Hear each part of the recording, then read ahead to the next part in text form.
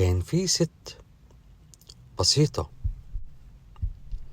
ما كانتش جميلة جمال يخطف العين،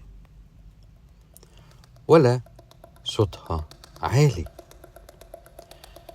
ولا بتحب تظهر، لكن كان عندها حاجة نادرة. قلبها ما يعرفش غير الوفاء.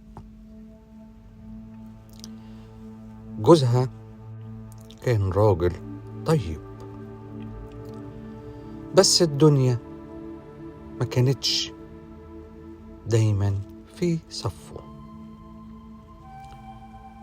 اشتغل سنين، تعب وجرب كذا شغلانة، وفي الآخر خسر كل حاجة. الناس بدأت تتكلم، راجل فاشل مش قادر يفتح بيت، مراته تستاهل أحسن من كده. وكل كلمة كانت بتدخل في ودن حسن زي السهم.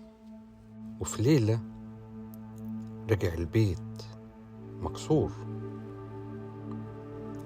قعد وسند راسه على الحيطة وقال: أنا تعبتك معايا،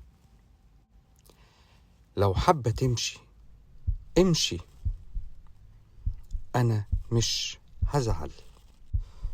أم ياسين بصت له بهدوء،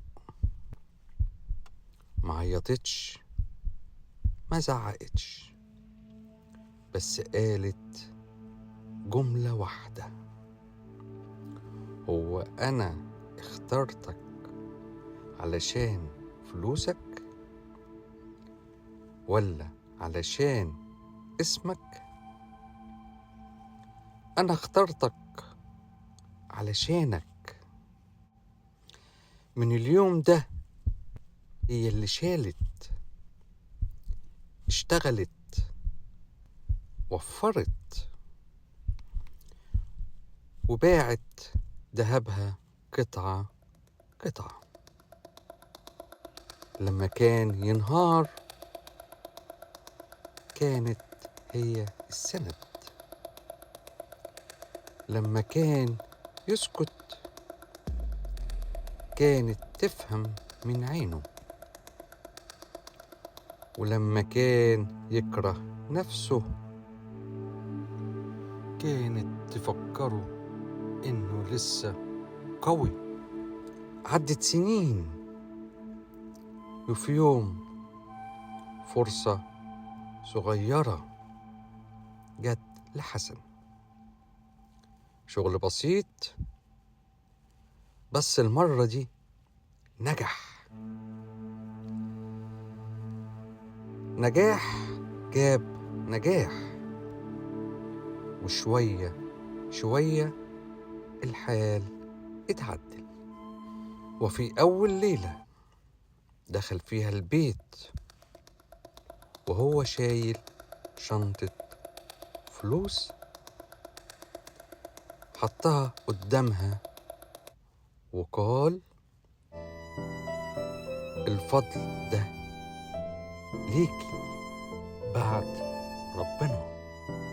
هي ابتسمت وقالت: أنا ما كنتش مستنية مقابل، أنا كنت مستنية اليوم اللي ترجع تبص لنفسك بفخر. مش كل الستات زوجات، في ستات أمنة، وفي ستات سند، وفي ستات لو الدنيا كلها وقعت تفضل واقفة جنبك، علشان هي مش زوجة بس، هي شريكة عمر بجد. سؤال لحضراتكم، لو انت مكان الزوج كنت هتعمل ايه؟ ولو حضرتك مكان الزوجة كنت هتستحملي ولا هتمشي؟ أنا منتظر من حضراتكم الرد على السؤال ده من خلال الرسائل. الحكاية خلصت، بس الرسالة لسه.